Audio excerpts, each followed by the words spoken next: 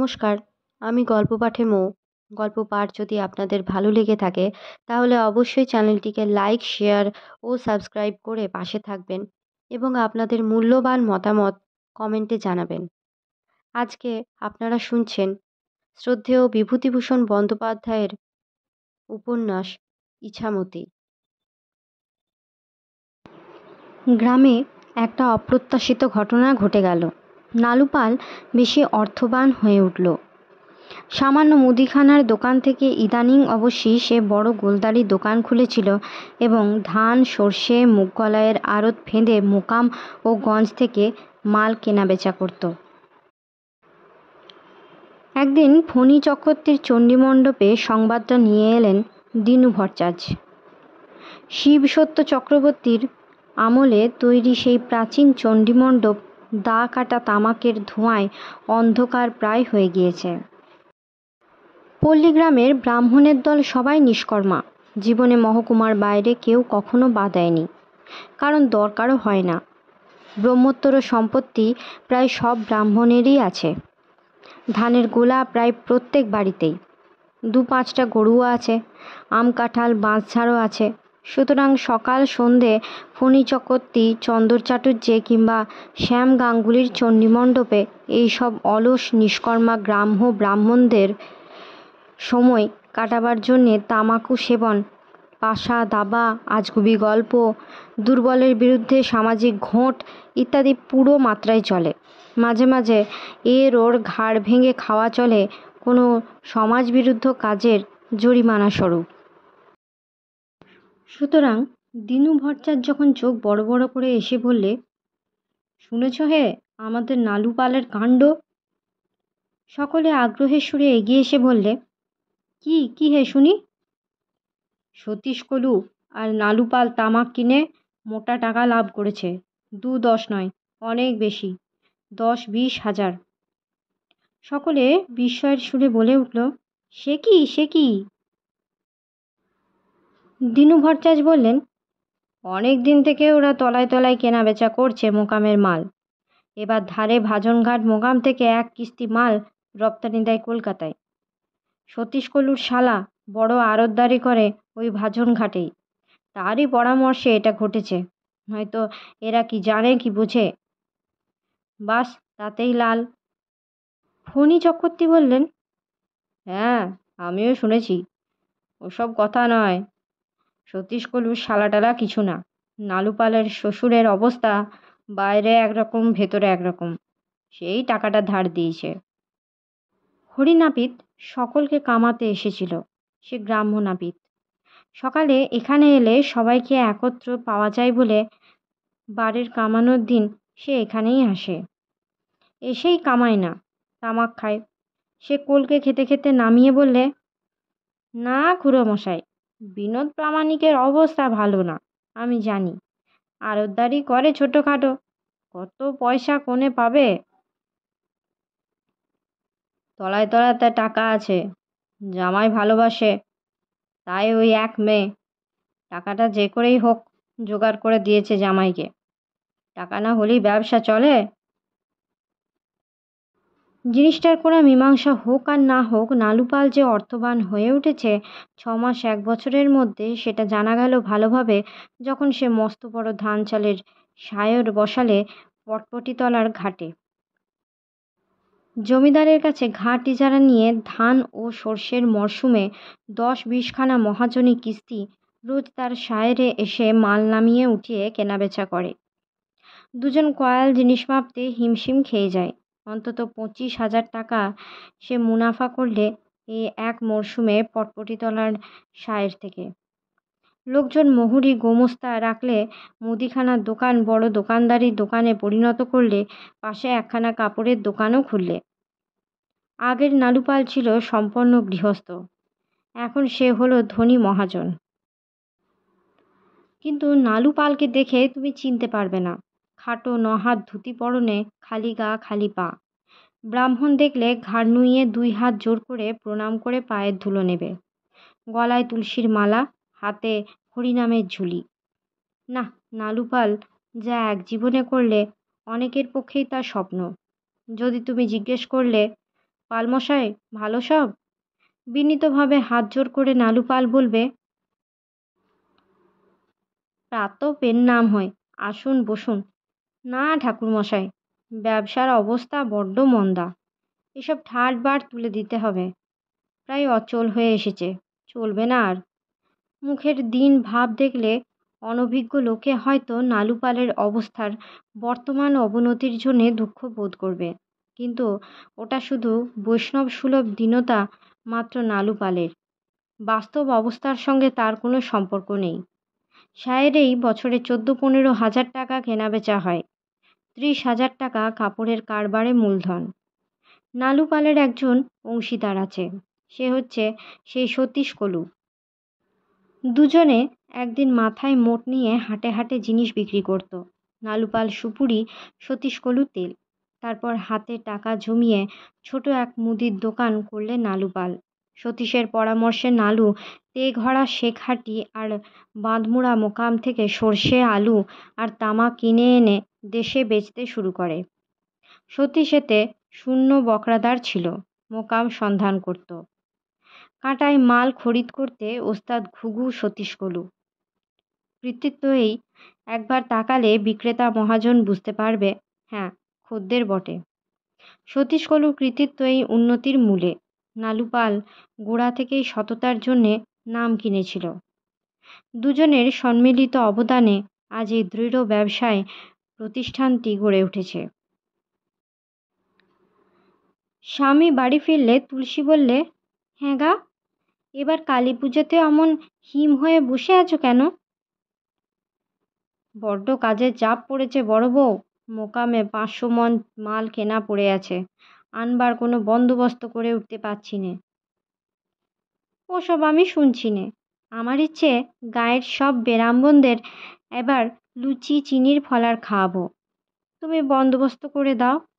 আর আমার সোনার যশম চাই। বাবা, এবার যে মোটা খরচের ফর্দ। তা হোক, খোকাদের করলে নে, এ তোমাকে করতে হবে। আর ছোট খোকার বোড়, পাটা, নিমফল তোমাকে ওই সঙ্গে দিতে হবে। দাঁড়াও বড় বউ, একসঙ্গে অমন গড়গড় করে বলো না, রয়ে বসে। না, রতি বসতি হবে না, ময়না ঠাকুরজিকে শ্বশুরবাড়ি থেকে আনাতে হবে। আমি আজই সইয়ের মাকে পাঠিয়ে দিই। আরে, তারে তো কালী পুজোর সময় আনতেই হবে, সে তুমি পাঠিয়ে দাও না যখন ইচ্ছে হয়। আমার দাঁড়াও, ব্রাহ্মণ ঠাকুরেরা কোথায় ফলার খাবেন তার ঠিক করি। চন্দন চাটুর্যে তো মারা গিয়েছেন। আমি বলি শোনো, ভবানী বাড়ুজ্যের বাড়ি যদি করতে পারো, আমার দুটো স্বাদের মধ্যে এ হলো একটা। আর একটা কি শুনতে পাই? খুব শুনতে পারো, রামকানাই কবিরাজকে তন্ত্র ধার করে পুজো করাতে হবে, অমন লোক এদিগরে নেই। বুঝলাম, কিন্তু সে বড্ড শক্ত বড় বউ, পয়সা দিয়ে তেনারে আনা যাবে না, সে চিজ না। ও ভবানী ঠাকুরেরই সেই গতিক। তবে তিলু দিদিমণি আছেন, সেখানে সেই ভরসা। তুমি গিয়ে তেনারে ধরে রাজি করাও, ওদের বাড়ি হলে সব বেরাম্বন খেতে যাবেন। স্বামী স্ত্রীর এই পরামর্শের ফলে কালী পুজোর রাত্রে এ গ্রামের সব ব্রাহ্মণ ভবানী বাড়ুজ্যের বাড়িতে নিমন্ত্রিত হলো। তিলুর খোকা যাকে দেখে তাতেই বলে, কেমন আছো? কাউকে বলে, আসুন আসুন, তুমি ভালো আছেন? তিলু ও নীলু সকলের পাতে নুন পরিবেশন করছে দেখে খোকা বায়না ধরলে সেও নুন পরিবেশন করবে। সকলের পাতে নুন দিয়ে বেড়ালে দেবার আগে প্রত্যেকের মুখের দিকে বড় বড় জিজ্ঞাসু চোখে চায়, বলে, তুমি নেবে? তুমি নেবে? দেখতে বড় সুন্দর মুখখানি, সকলেই ওকে ভালোবাসে। নিজের মধ্যে বলাবলি করে, তা হবে না, মাও সুন্দরী, বাপও সুন্দর, সুপুরুষ। লোকে ঘাঁটিয়ে তার কথা শোনবার জন্য, তার সুন্দর মুখখানি দেখবার জন্যে অকারণে বলে ওঠে, খোকন, ওই যে এইদিকে লবণ দিয়ে যাও বাবা। খোকা ব্যস্ত সুরে বলে, যাই। কাছে গিয়ে বলে, তুমি ভালো আছেন? নুন নেবে? রামকানাই কবিরাজ কালী পুজোর তন্ত্রধারক ছিলেন। তিনিও একপাশে খেতে বসেছেন। তিলু তার পাতে গরম গরম লুচি দিচ্ছিল বারবার এসে। রামকানাই বললেন, না দিদি, কেন এত দিচ্ছ? আমি খেতে পারিনি যে অত। রামকানাই কবিরাজ বুড়ো হয়ে পড়েছেন আগেকার চেয়ে। কবিরাজ ভালো হলে কি হবে, বৈষয়িক লোক তো নন, কাজেই পয়সা জমাতে পারেননি। যে দরিদ্র সে দরিদ্রই।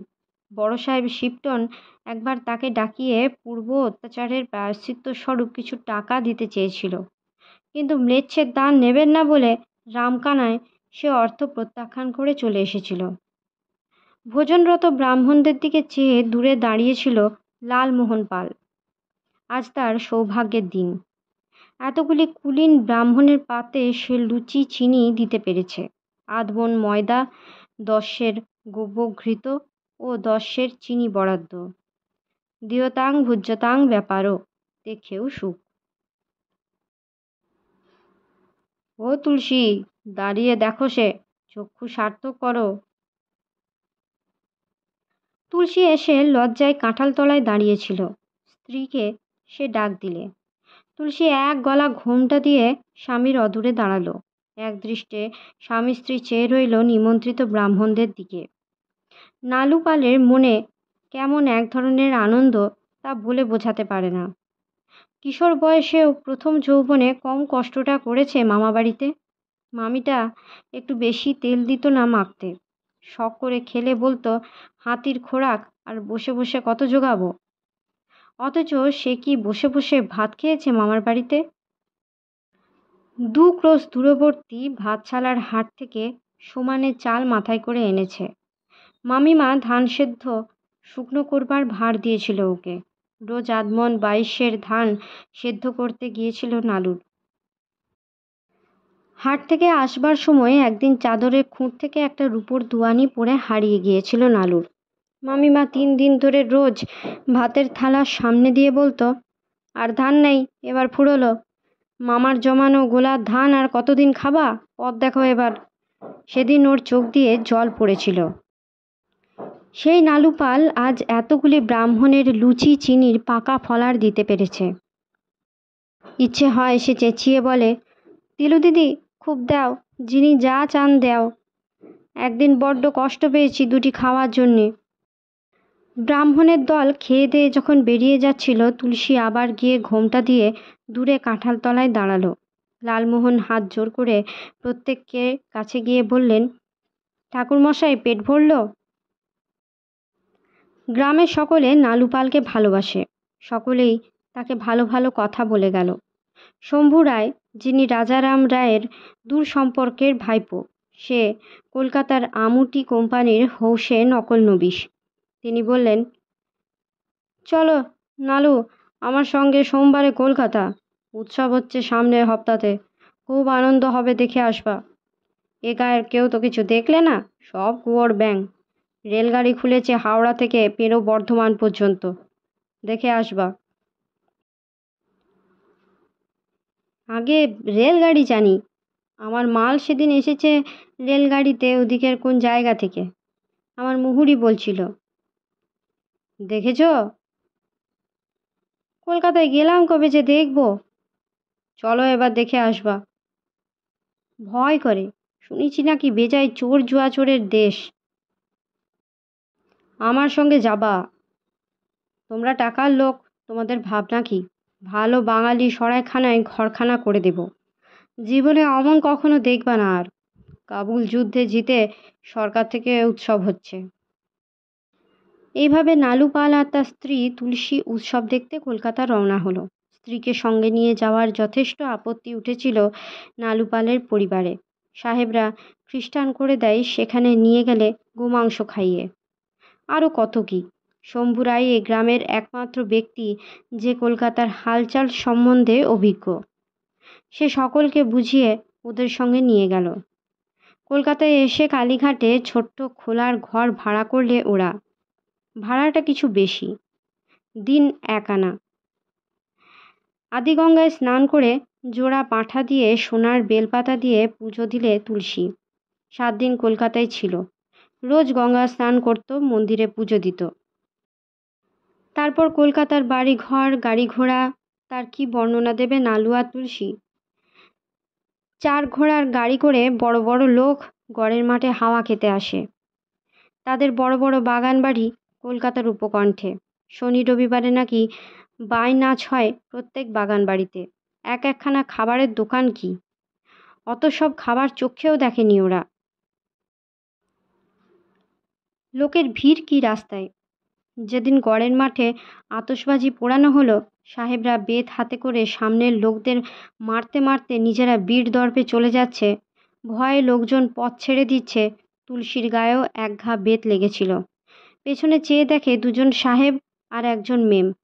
2 সাহেব বেত হাতে নিয়ে শুধু ডাইনে বাঁয়ে মারতে মারতে চলেছে। তুলসী ও মা গো বলে সভয়ে পাশ দিয়ে দাঁড়ালো। শম্ভু রায় ওদের হাত ধরে সরিয়ে নিয়ে এলো। নালুপাল বাজার করতে গিয়ে লক্ষ্য করলে এখানে তরি তরকারি বেশ আকড়া দেশের চেয়ে। তরি তরকারি সের দরে বিক্রয় হয় সে এই প্রথম দেখলে।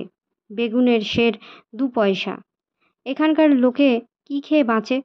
দুধের সের 1 আনা 6 পয়সা। তাও খাঁটি দুধ নয়, জল মেশানো। তবে শম্ভু রায় বললে এই উৎসবের জন্য বহু লোক কলকাতায় আসার দরুন জিনিসপত্রের যে চড়া দর আজ দেখা যাচ্ছে, এটাই কলকাতায় সাধারণ বাজারের বাজার দর নয়। গোল আলু যথেষ্ট পাওয়া যায় এবং সস্তা। এই জিনিসটা গ্রামে নেই, অথচ খেতে খুব ভালো। মাঝে মাঝে মুদিখানার দোকানিরা শহর থেকে নিয়ে গিয়ে বিক্রি করে বটে, দাম বড্ড বেশি। নালুপাল তুলসীকে বললে, কিছু গোল আলু কিনে নিয়ে যেতে হবে দেশে। পর্তায় পোষায় কিনা দেখে আমার দোকানে আমদানি করতে হবে। তুলসী বললে, ওসব সাহেবদের খাবার হাঁড়িতে দেওয়া যায় না সব সময়। কে তোমাকে বলেছে সাহেবদের খাবার? আমাদের দেশে চাষ হচ্ছে যথেষ্ট। আমি মোকামের খবর রাখি। কালনা কাটোয়া মোকামের আলু সস্তা, অনেক চাষ হয়। আমাদের গাঁ ঘরে আনলি তেমন বিক্রি হয় না, নইলে আমি কালনা থেকে আলু আনতে পারি না খবর রাখি নে। শহরে চলে, গায়ে কিনবে কেডা? তুলসী বললে, ঢেঁকি কিনা? সঙ্গে গেলেও ধান ভানে, ব্যবসা আর কেনা বেচা, এখানে এসেও তাই। এই তাজ্য ভ্রমণের গল্প নালুপালকে কতদিন ধরে করতে হয়েছিল গ্রামের লোকেদের কাছে। কিন্তু এর চেয়েও একটা তাজ্জব ব্যাপার ঘটে গেল একদিন। শীতকালের মাঝামাঝি একদিন দেওয়ান হরকালী সুর আর নরহরি পেশকার এসে হাজির হলো ওর আড়তে। নালুপাল ও সতীশ কলু তটস্থ হয়ে শশব্যস্ত হয়ে ওদের অভ্যর্থনা করলে। তখনই পান তামাকের ব্যবস্থা হলো। নীলকুঠির দেওয়ান মানি লোক, হঠাৎ কারো কাছে যান না। একটু জলযোগের ব্যবস্থা করবার জন্যে সতীশ কলু নবু ময়রার দোকানে ছুটে গেল। কিছুক্ষণ পরে দেওয়ানজি তার আসার কারণ প্রকাশ করলেন। বড় সাহেব কিছু টাকা ধার চান। বেঙ্গল ইন্ডিগো কনসার্ন মোল্লাহাটির কুঠি ছেড়ে দিচ্ছে। নীলের ব্যবসা মন্দা পড়েছে বলে তারা এ কুঠি রাখতে চায় না। শিপটন সাহেব নিজ সম্পত্তি হিসাবে এ কুঠি রাখতে চান। এর বদলে 15,000 টাকা দিতে হবে বেঙ্গল ইন্ডিগো কনসার্নকে। এই কুঠি বাড়ি বন্ধক দিয়ে বড় সাহেব নালুপালের কাছে টাকা চায়। নরহরি পেশকার বললে, কুঠিটা বজায় রাখার এই একমাত্র ভরসা, নইলে চৈত্র মাস থেকে নীলকুঠি উঠে গেল। আমাদের চাকুরি তো চলেই গেলই, সাহেবও চলে যাবে। দেওয়ান হরকালী বললেন, বড় সাহেবের খুব ইচ্ছে নিজে কুঠি চালিয়ে একবার দেখবেন। এতকাল এদেশে কাটিয়ে আর কোথাও যেতে ইচ্ছে করে না। দেশে কেউ নেই তো, মেম সাহেব তো মারা গিয়েছেন। একটা মেয়ে আছে, সে এদেশে কখনো আসেনি। নালুপাল হাত জোর করে বললে, এখন কিছু বলতে পারবো না দেওয়ানবাবু, ভেবে দেখতে হবে। তাছাড়া আমার একার ব্যবসা না, অংশীদারের মতো চাই। 3-4 দিন পরে আপনাকে জানাবো। দেওয়ান হরকালী সুর বিদায় নিয়ে যাবার সময় বললেন, 3 দিন কেন, 15 দিন সময় আপনি নিন পালমশাই। মার্চ মাসে টাকার দরকার হবে, এখনো দেরি আছে। তুলসী শুনে বললে, বলো কি? আমিও ভাবছি কিসে থেকে কি হলো। টাকা দেবে? আমার খুব অনিচ্ছে নেই। অত বড় কুঠি বাড়ি, 150 বিঘে খাস জমি, বড় বড় কলমের আমের বাগান, ঘোড়া গাড়ি, মেজকেদারা, ঝাড় লণ্ঠন সব বন্ধক থাকবে। কুঠির নেই নেই এখনো অনেক কিছু আছে, কিন্তু সতে কলুর দেখলাম ইচ্ছে নেই। ও বলে আমরা আড়তদার লোক, হ্যাঙ্গামাতে যাওয়ার দরকার কি, এরপর হয়তো ওই নিয়ে মামলা করতে হবে। সমস্ত রাত নালুপালের ঘুম হলো না। বড় সাহেব শিপটন টমটম করে যাচ্ছে। কুঠির পাইক লাঠিয়াল, দবদবা রবরবা, মারো শ্যামচাঁদ, তাও ঘর জ্বালিয়ে। সে মোল্লাহাটির হাটে পান সুপুরির মোট নিয়ে বিক্রি করতে যাচ্ছে। টাকা দিতে বড্ড ইচ্ছে হয়। এই বছরে আরেকটি উল্লেখযোগ্য ঘটনা ঘটে গেল আফগান যুদ্ধ জয়ের উৎসব ছাড়াও। মাত্র কয়েকদিনের জ্বরে বড় সাহেব মারা গেল মার্চ মাসের শেষে। সাহেব যে এমন হঠাৎ মারা যাবে তা কেউ কল্পনা করতে পারেনি। অসুখের সময় গয়া ম্যাম যেমন সেবা করেছে অমন দেখা যায় না। রোগের প্রথম অবস্থা থেকে সে রোগীর কাছে সর্বদা হাজির থাকে। জ্বরের ঝোঁকে শিপটন বকে কী সব গান গায়। গয়া বোঝে না সাহেব কী সব কিচিরমিচির বুলি বলে। ওকে বললে, গয়া শুনো। কি গা? ব্র্যান্ডি দাও, দিতে হইবে তোমায়। গয়া কদিন রাত জেগেছে। চোখ রাঙা, অসম্বৃত কেশপাশ, অসম্বৃত বসন। সাহেবের লোক লস্কর দেওয়ান আরদালি আমিন সবাই সর্বদা দেখাশোনা করছে তটস্থ হয়ে। কুঠির সেদিন যদিও এখন আর নেই, তবুও এখনও ওরা বেঙ্গল ইন্ডিগো কোম্পানির বেতনভোগী ভৃত্য। কিন্তু গয়া ছাড়া মেয়ে মানুষ আর কেউ নেই। সেই সর্বদা দেখাশোনা করে রাত জাগে।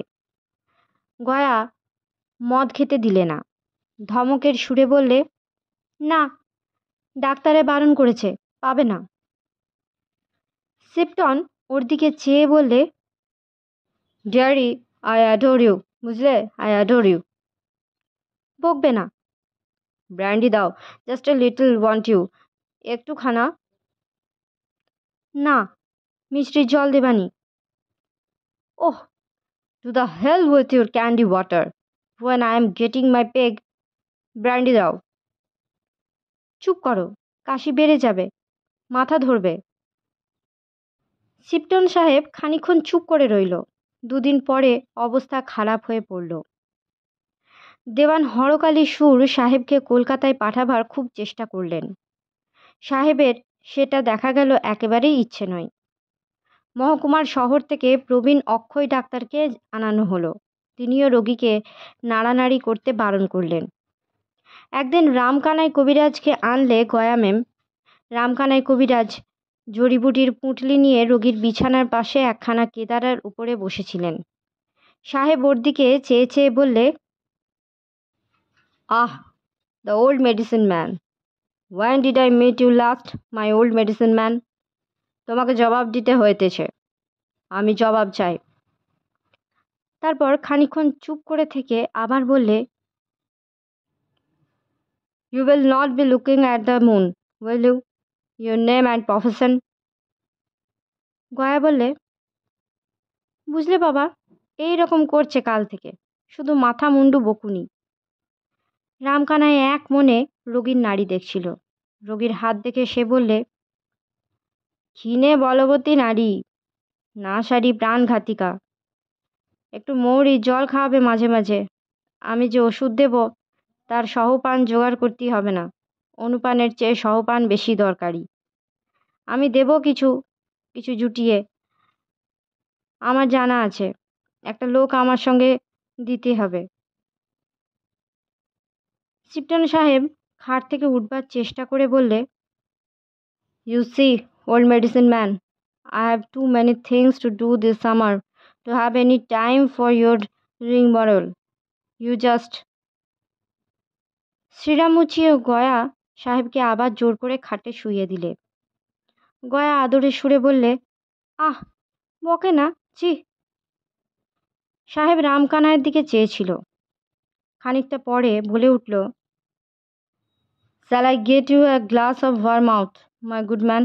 এক গ্লাস মদ খাইবে? ভালো মদ। ওহ, that reminds me when I am going to have my dinner. আমার খানা কখন দেওয়া হইবে? খানা আনো। পরের দুরাত অত্যন্ত ছটফট করার পরে, গয়াকে বকুনি ও চিৎকারের দ্বারা উত্ত্যক্ত ও অতিষ্ঠ করার পরে তৃতীয় দিন দুপুর থেকে নিঝুম মেরে গেল। কেবল একবার গভীর রাত্রে চেয়ে চেয়ে সামনে গয়াকে দেখে বললে, Where am I? গয়া মুখের উপর ঝুঁকে পড়ে বললে, কি বলছো সাহেব? আমায় চিনতে পারো? সাহেব খানিকক্ষণ চেয়ে চেয়ে বললে, what wages do you get here? সেই সাহেবের শেষ কথা। তারপর ওর খুব কষ্টকর নাভিশ্বাস উঠল এবং অনেকক্ষণ ধরে চলল। দেখে গয়া বড় কান্নাকাটি করতে লাগলো। সাহেবের বিছানা ঘিরে শ্রীরাম মুচি, দেওয়ান হরকালি, প্রসন্ন আমিন, নরহারি পেশকার, নফর মুচি সবাই দাঁড়িয়ে। দেওয়ান হরকালি বললে, এ কষ্ট আর দেখা যায় না, কি যে করা যায়। কিন্তু শিবটন সাহেবের কষ্ট হয়নি। কেউ জানতো না সে তখন বহু দূরের স্বদেশের ওয়েস্টমোরল্যান্ডের অ্যান্ডসি গ্রামের ওপরকার পার্বত্য পথ রাইনোজ পাস দিয়ে ওক আর এলম গাছের ছায়ায় ছায়ায় তার 10 বছর বয়সের ছোট ভাইয়ের সঙ্গে চলেছিল খরগোশ শিকার করতে। কখনো বা পার্বত্য হ্রদ এল্টার ওয়াটারের বিশাল বুকে নৌকোয় চড়ে বেড়াচ্ছিল। সঙ্গে ছিল তাদের গ্রেট ডেন কুকুরটা। কিংবা কখনো মস্ত বড় পাইপ আর কার্প মাছ বড়শিতে গেঁথে ডাঙায় তুলতে ব্যস্ত ছিল। আর সব সময়েই ওর কানে ভেসে আসছিল তাদের গ্রামের ছোট্ট গির্জাটার ঘণ্টার ধ্বনি। বহু দূর থেকে তুষার শীতল হাওয়ায় পাতাছড়া বীজ গাছের আন্দোলিত শাখা প্রশাখার মধ্যে দিয়ে দিয়ে তিলু ডুমুরের ডালনার সবটা স্বামীর পাতে দিয়ে বললে, খান আপনি। ভিজে গামছা গায়ে ভবানী খেতে খেতে বললে, করো কি? খান না, আপনি ভালোবাসেন। খোকা খেয়েছে। কে কোথায় বেরিয়েছে খেলতে? ও নীলু, মাছ নিয়ে আয়। খয়রা ভাজা খাবে না গে, না চিংড়ি মাছ? খয়রা কে দিলে? দেবে আবার কে? রাজারা সোনা কোথায় পায়? নিমাই জেলে আর ভীম দিয়ে গেল 2 পয়সার মাছ। আজকাল আবার কড়ি চলছে না হাটে, বলে তামার পয়সা দাও। কালে কালে কত কি হচ্ছে, আরও কত কি হবে। একটা কথা শুনেছ? কি? এই সময়ে নীলু খয়রা মাছ ভাজা পাতে দিয়ে দাঁড়ালো কাছে। ভবানী তাকে বসিয়ে গল্পটা শোনালেন। তাদের দেশে রেল লাইন বসেছে। চুয়োডাঙ্গা পর্যন্ত লাইন পাতা হয়ে গিয়েছে। কলের গাড়ি এই বছর যাবে কিংবা সামনের বছর। তিলু অবাক হয়ে বাউটি শোভিত হাত দুটি মুখে তুলে এক মনে গল্প শুনছিল।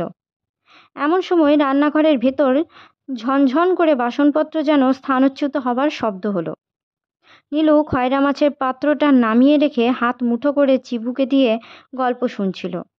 অমনি পাত্র তুলে নিয়ে দৌড় দিলে রান্নাঘরের দিকে। ঘরের মধ্যে গিয়ে তাকে বলতে শোনা গেল, যা যা, বেরো আপদ। তিলু ঘাড় উঁচু করে বললে, হ্যাঁ রে, নিয়েছে। বড় বেলে মাছটা বেজে রেখেছি ওবেলা খোকাকে দেবো বলে, নিয়ে গিয়েছে। ধাড়ি না মেদিটা? ধাড়িটা। ওবেলা ঢুকতে দিবি নে ঘরে, ঝ্যাঁটা মেরে তাড়াবি। ভবানী বললে, সেও কেষ্টর জীব, তোমার আমার না খেলে খাবে কার? খেয়েছে, বেশ করেছে। ও নীলু, চলে এসো, গল্প শোনো। আর 2 দিন পরে বেঁচে থাকলে কলের গাড়ি শুধু দেখা নয়, চড়ে শান্তিপুরের রাস দেখে আসতে পারবে। নীলু ততক্ষণে আবার এসে বসেছে খালি হাতে। ভবানী গল্প করেন। অনেক কুলি এসেছে, গাইতি এসেছে, জঙ্গল কেটে লাইন পাচ্ছে। রেলের পাটি তিনি রেখে এসেছেন, লোহার ইটের মতো খুব লম্বা, তাই জুড়ে জুড়ে পাতে। তিলু বললে, আমরা দেখতে পাবো? যেও, লাইন পাতা দেখে কি হবে? সামনের বছর থেকে রেল চলবে এদিকে, কোথায় যাবে বলো? নীলু বললে, জ্যৈষ্ঠী যুগল, দিদিও যাবে। যুগল দেখিলে জ্যৈষ্ঠী মাসে পতিসহ থাকে স্বর্গবাসে। ওহ, বড্ড স্বামী ভক্তি যে দেখছি। আবার হাসি কিসের? খাড় পইছে আর নোয়া বজায় থাকুক তাই বলুন।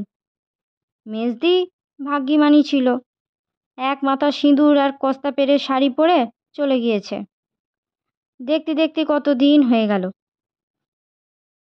তিলু বললে, ওর খাবার সময় তুই বুঝি আর কথা খুঁজে পেলি নে? যত বয়স হচ্ছে তত ধাড়ি ধিঙ্গি হচ্ছেন দিন দিন। বিলুর মৃত্যু যদিও আজ 4-5 বছর হয়েছে, তিলু জানে স্বামী এখনও তার কথায় বড় অন্যমনস্ক হয়ে যান। দরকার কি খাবার সময় সে কথা তুলবার? নিস্তারিণী ঘোমটা দিয়ে এসে এই সময় উঠোন থেকে ব্যস্ত সুরে বললে, ও দিদি, বর ঠাকুরের খাওয়া হয়ে গিয়েছে? কে রে, কি ওতে? আমরা টক আর কচু শাকের ঘন্ট। উনি ভালোবাসেন বলেছিলেন, তাই বলি রান্না হলো নিয়ে যাই। খাওয়া হয়ে গিয়েছে? ভয় নেই, খেতে বসেছেন, দিয়ে যা। সলজ্জ সুরে নিস্তারিণী বললে, তুমি দাও দিদি, আমার লজ্জা। ইস, ওর মেয়ের বয়স, উনি আবার লজ্জা, যা দিয়াই। না দিদি। হ্যাঁ। নিস্তারিণী জড়িত চরণে তরকারির বাটি নামিয়ে রাখলে এসে ভবানী বাড়ুজ্যের থালার পাশে। নিজে কোনো কথা বললে না, কিন্তু ওর চোখ মুখ আগ্রহে ও উৎসাহে এবং কৌতূহলে উজ্জ্বল। ভবানী বাড়ি থেকে তরকারি তুলে চেখে দেখে বললেন, চমৎকার কচুর শাক। কার হাতের রান্না বৌমা? নিস্তারিণী এই গ্রামের মধ্যে এক অদ্ভুত ধরনের বউ।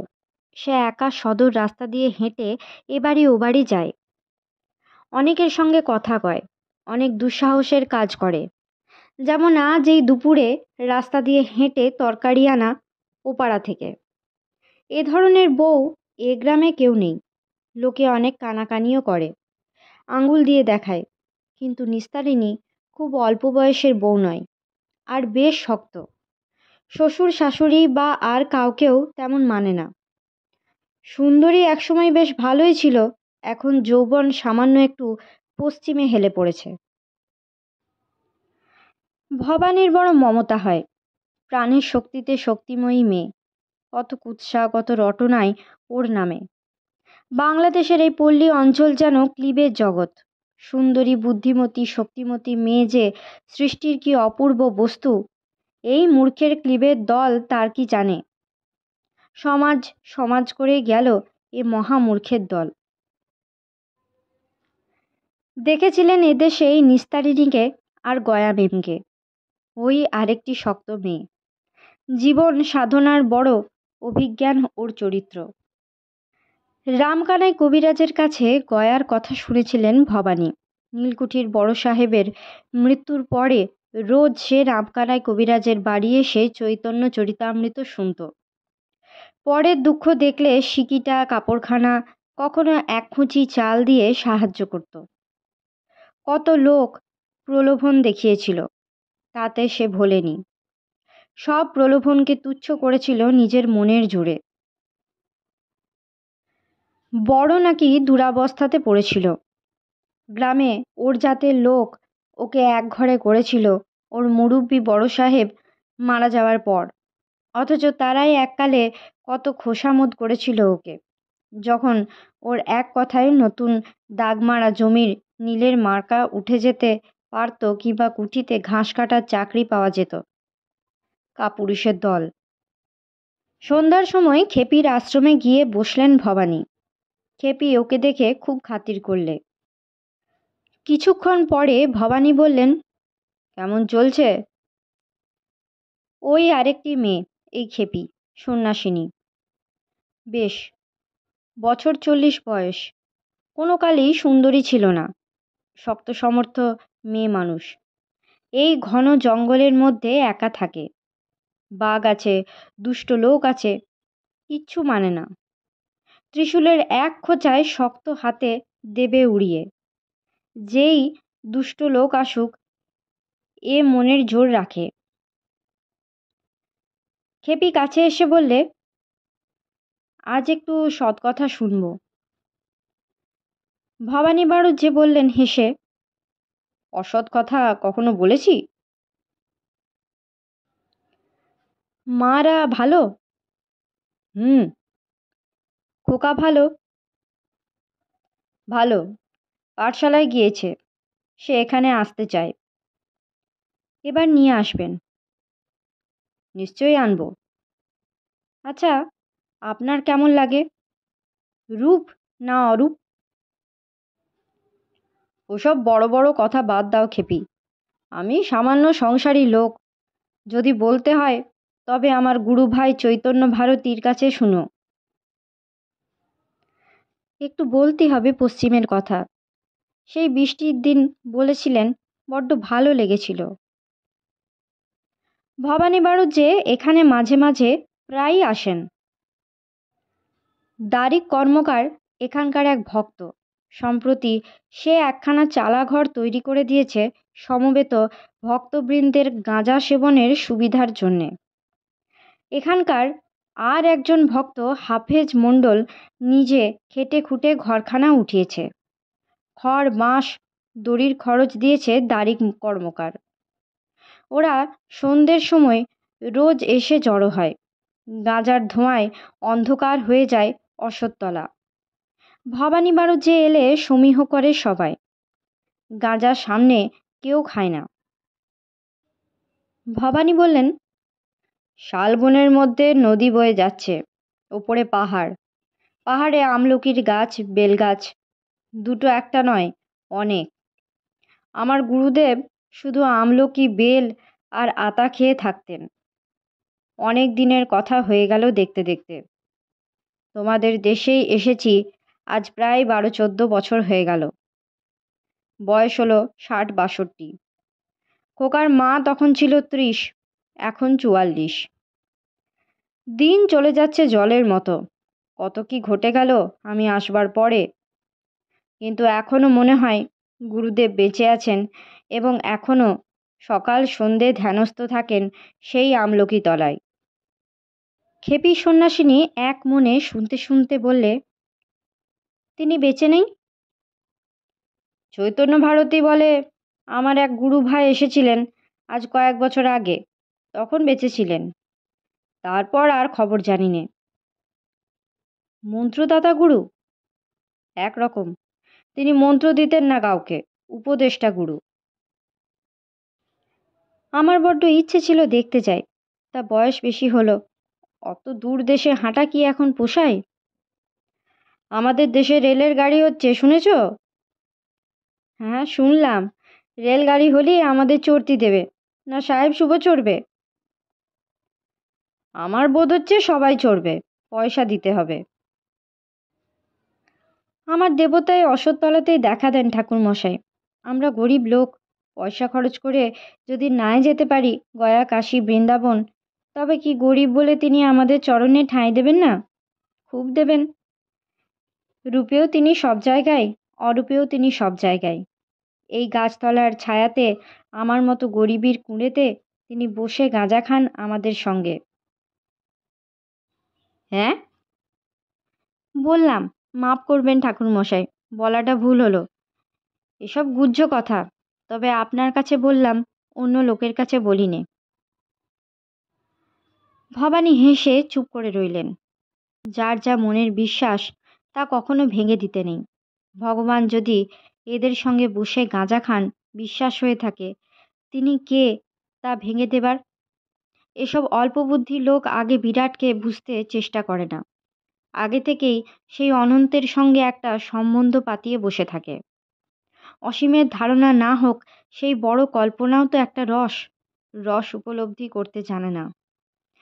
আগেই ব্যগ্র হয় সেই অসীমকে সীমার গণ্ডিতে টেনে এনে তাকে ক্ষুদ্র করতে। খেপি বললে, রাগ করলেন? আপনারে জানি কি না, তাই ভয় করে। ভয় কি? যে যা ভাবে ভাববে, তাতে দোষ কি আছে? আমার সঙ্গে মতে না মিললে কি আমি ঝগড়া করব? আমি এখন উঠি। কিছু ফল খেয়ে যান। না, এখন খাবো না, চলি। এই সময়ে দাড়ি কর্মকার এলো, হাতে একটা লাউ। বললে, লাউয়ের শুক্তো রাঁধতে হবে। ভবানী বললেন, কি হে দাড়ি, তুমি খাবে নাকি? দাড়িক বিনীতভাবে বললে, আগে তা কখনো খাই? ওর হাতে কেন, আমি নিজের মেয়ের হাতেই খাই নে। ভাজন ঘাটে মেয়ের শ্বশুর বাড়ি গিয়েছি, তা বেয়ান বললে, মুগির ডাল লাউ দিয়ে রেঁধেছি, খাবা? আমি বললাম, না বেয়ান, মাফ করবা, নিজের হাতে রেঁধে খালাম, তাদের রান্নাঘরের দাওয়ায়। দাড়িক কর্মকার এ অঞ্চলের মধ্যে ছিপে মাছ মারার ওস্তাদ। ভবানী বললেন, তুমি তো একজন বড় বর্ষেল, মাছ ধরা গল্প করো না শুনি। দাড়িক পুনরায় বিনীতভাবে বললে, জামাই ঠাকুর হব না কেন? আজ ২-২০ বছর ধরে দিগরের বিলি বাঁওড়ে নদীতে পুকুরি ছিপ বেয়ে আসছি, কেন বর্ষেল হব না বলুন? এতকাল ধরে যদি একটা লোক একটা কাজে মন দিয়ে লেগে থাকে, তাতে সে কেন পোক্ত হয়ে উঠবে না বলুন? খেপি বললে, এতকাল ধরে ভগবানের পেছনে লেগে থাকলি যে তারে পেতে, মাছ ধরে অমূল্য মানব জন্ম বৃথা কাটিয়ে দিলে কেন? দাড়িক অত্যন্ত অপ্রতিভ ও লজ্জিত হয়ে গেল এ কথা শুনে। এসব কথা সে কখনো ভেবে দেখেনি। আজকাল এই ৬৫ বছর বয়সে নতুন ধরনের কথা যেন সবাই শুনছে।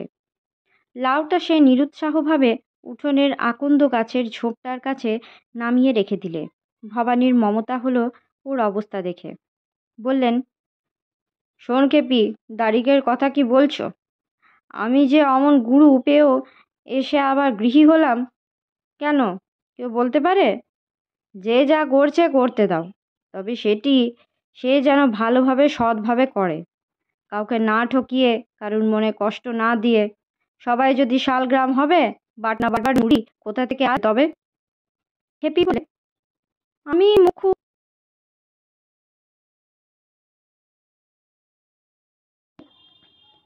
আমি মুখ্যুমি, সহ্য করতে পারিনি মোটে। দাড়িক যেন, রাগ করো না। কোথায় লাউডা? শুক্তো নিয়ে একটু দেবানি, মা কালীর পেরসাদ জাগলি জাত যাবে না তোমার। ভবানী থাকলে সকলেই একটু অস্বস্তি বোধ করে, কারণ গাঁজাটা চলে না। হাফেজ মণ্ডল এসে আর চোখে একবার ভবানীকে চেয়ে দেখে নিলে। ভাবটা এই, জামাই ঠাকুর আপদটা আবার কোথা থেকে এসে জুটলো দেখো। একটু ধোঁয়া টোয়া যে টানবো, তার দফা গয়া। খেপি বললে, ওই দেখুন, আপদগুলো এসে জুটে যায়, শুধু গাঁজা খাবে। তুমি তো পথ দেখাও, নয়তো ওরা সাহস পায়।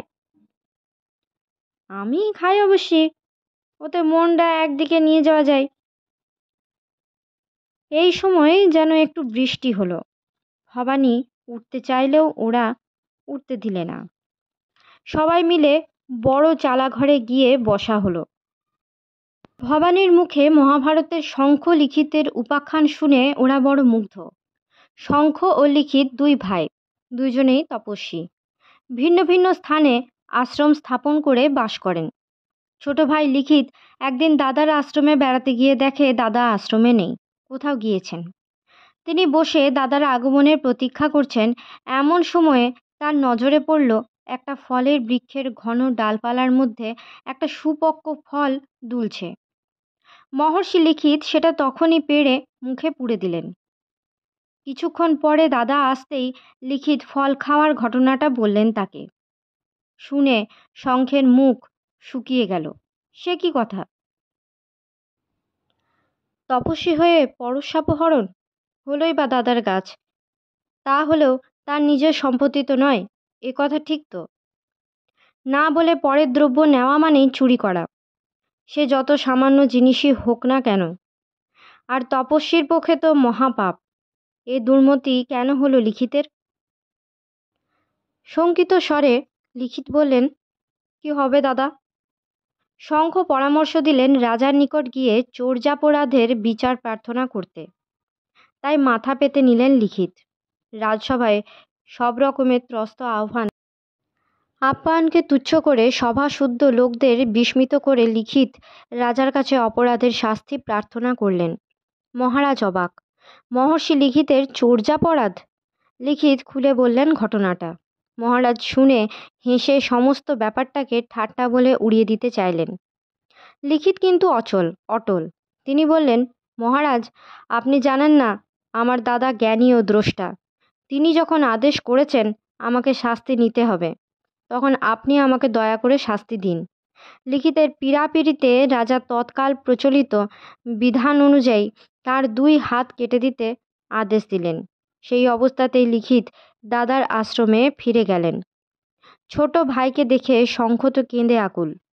তাকে জড়িয়ে ধরে বললেন, ভাই, কি কুক্ষণে আজ তুই এসেছিলি আমার এখানে? কেনই বা লোভের বশবর্তী হয়ে তুচ্ছ একটা পেয়ারা পেরে খেতে গিয়েছিলি? ঠিক সেই সময়ে সূর্যদেব অস্তাচলগামী হলেন। সায়ং সন্ধ্যার সময় সমুপস্থিত।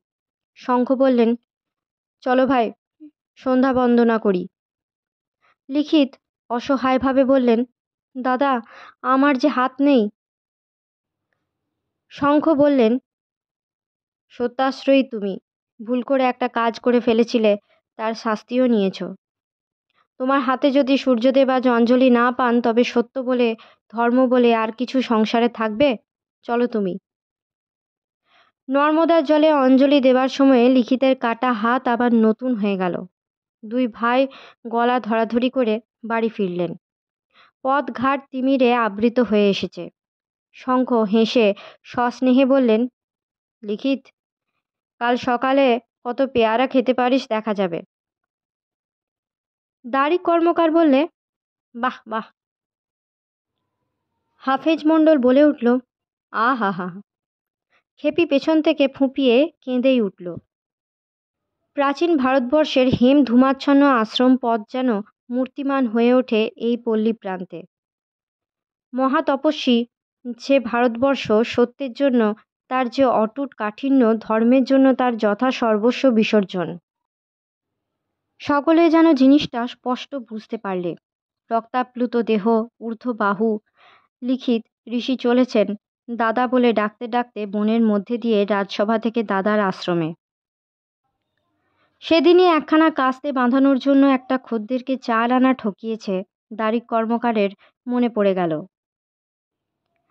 হাফেজ মণ্ডলের মনে পড়ল গত বুধবারে সন্ধ্যাবেলা সে কুড়নরাম নিকিরির ঝাড় থেকে 2 খানা তলদা বাঁশ না বলে কেটে নিয়েছিল ছিপ করবার জন্য। সে প্রায়ই এমন নেয়, আর নেওয়া হবে না ওই রকম। আহা হা, কী সব লোকই ছিল সেকালে। জামাই ঠাকুরের মুখে শুনতি কি ভালোই লাগে।